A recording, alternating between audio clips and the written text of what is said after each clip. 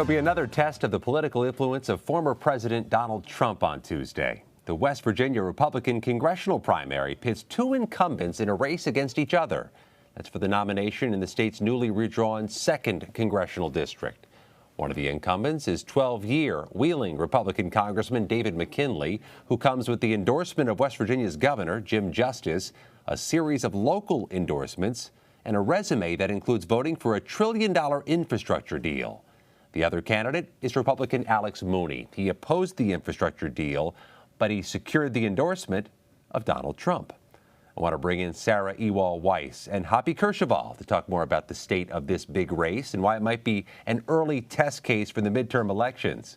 Sarah is a CBS News reporter and a teammate, and Hoppy is the host of the Metronews Talkine podcast, a popular statewide program all throughout the Mountain State. He also hosted a joint appearance by these two candidates earlier this month. Hoppy, let's start with you. Sure. What and how big a role is Donald Trump playing in this race in your state?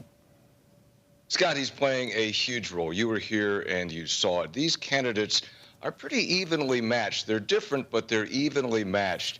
However, the difference maker in this has been Donald Trump. Donald Trump endorsed Alex Mooney, has come out in support of him a couple of times, held a tele-town hall with Mooney, and as Mooney has reached out to voters through advertisements, through direct phone calls, through direct mail, every time he mentions, oh, by the way, I'm endorsed by Donald Trump. And this is a state where Donald Trump won by 40 points in the last election, and he's still very popular. So having Donald Trump on your team is huge in this race.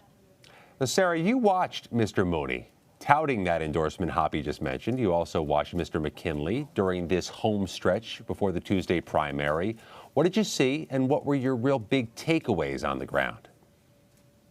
Well, Hoppy really hit this one on the head. President Trump's endorsement was front and center.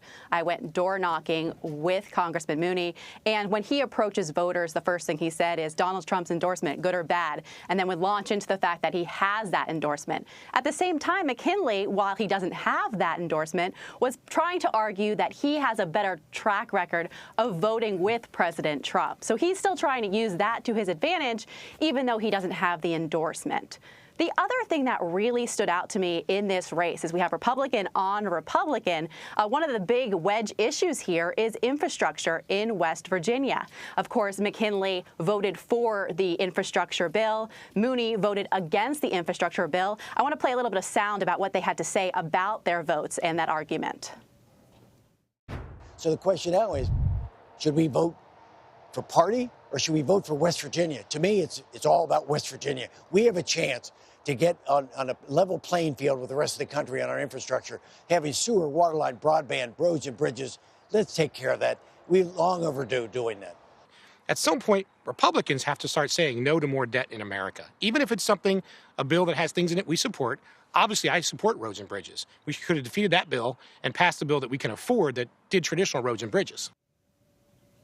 So obviously they're on either side of that issue. It has been driving some of the conversation in the primary. But one thing to keep in mind, obviously, is as they go forward with their case before people head to the polls tomorrow, that money, those billions of dollars, are headed into the state either way after that bill passed last year. Hoppy, this seems to be quite a change in West Virginia politics, where there has been this history of not just supporting federal money by politicians, but touting that support, right?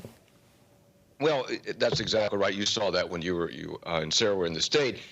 This is a state where John F. Kennedy came and campaigned and won the primary in 1960 and then rewarded West Virginia with money for Appalachian, money for roads. This is a state that Robert C. Byrd was called the king of pork when he brought federal money back into West Virginia. This is a state that gets back from Washington 2.5 times what it pays into Washington. So McKinley is doing what he believes is right and what has been done historically in West Virginia. But you know what?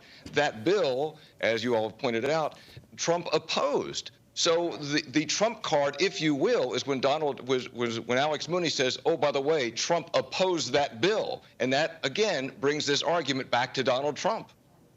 This pernicious issue in pretty much every campaign this year, West Virginia and otherwise, is inflation. It's the cost of stuff, groceries and gas. Sarah, In a state with such a high poverty rate, this issue seems to be potentially potent in West Virginia.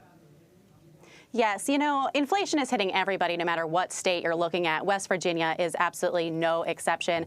Prices up across the board for food at the grocery store, for gas, for rent, for housing. It's really something that the candidates wanted to talk about while we were in this state. If you ask Congressman Mooney specifically about what issues are driving voters, he said that they bring up inflation. And it's interesting because he's in this Republican primary against a fellow Republican congressman, and he's trying to paint his fellow Republican congressman as someone who votes with Democrats for what he argued was out-of-control spending, trying to paint him as part of the issue when it comes to inflation. The challenge for really every candidate, though, whether West Virginia, not West Virginia, whether Republican or Democrat, is finding a way to talk about how to actually solve the problem of inflation. That is something we're seeing candidates struggle with across the board because obviously every voter is feeling it. The question is, how do you articulate how you actually solve that problem here in Washington? The state has these legendary Democratic senators in its past, Hoppy, Robert C. Byrd, Jay Rockefeller. It has a current, well-known Democratic senator in Joe Manchin, who, oh, by the way, cut an ad supporting Dave McKinley in that primary, even though it's a Republican primary. So where is this state with a Democratic senator and a Democratic pedigree right now on the spectrum? This state is deep red. It happened over the last 20, 25 years. As the National Democrat, this state was deep blue for a long time, for 80 years. But as the National Democratic Party moved farther to the left, it really left a lot of West Virginia Democrats behind. This is a conservative, working-class state, so some of those values that were historically associated with the Democratic Party now have migrated toward the Republican Party. Also, the Republican Party, led by Senator Shelley Moore Capito, did a really good job of recruiting candidates and running good races. So here's a state that not that long ago was deep blue with people like Robert C. Byrd and Jay Rockefeller that you mentioned, and the governor, the Board of Public Works were all Democrats, and now it's all Republican. So whoever wins this race, McKinley or Mooney, they will have an easy time in November, and West Virginia will be represented by, in all likelihood, and we lost a congressional district, but by 2 Republican members of Congress and no Democrats. The other incumbent in the other district is Carol Miller. Quite a realignment and quite a quick one. So when Sarah and I were on the ground, Hoppy, you could have warned us that we'd be spending a lot of time with Baby Dog, Governor Jim Justice's dog, who makes any number of public appearances with the governor. What's the deal with Baby Dog?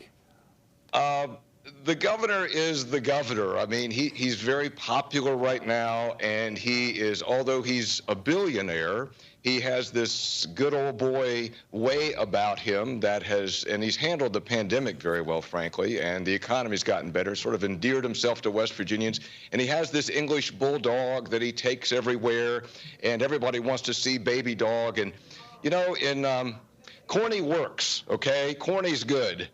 In politics, and it works for Jim Justice. It fits right with him. Everybody wants to see Baby Dog, although there was a controversy, I must tell you, and I wrote against it, when during the State of the State address, he lifted up Baby Dog and pointed Baby Dog's south side to the camera and said that Bette Midler could kiss it because Bette Midler had said some bad things about West Virginia. But bottom line is, Baby Dog plays in West Virginia. So, Sarah, we were at the event with Governor Justice, Congressman McKinley, and Baby Dog. Which of those 3 was name-checked the most? Oh, definitely Baby Dog. I mean, he had a seat at the front next to the governor. Before the governor even walked into the room, Baby Dog ran into the room and everybody responded, "Oh, there he is."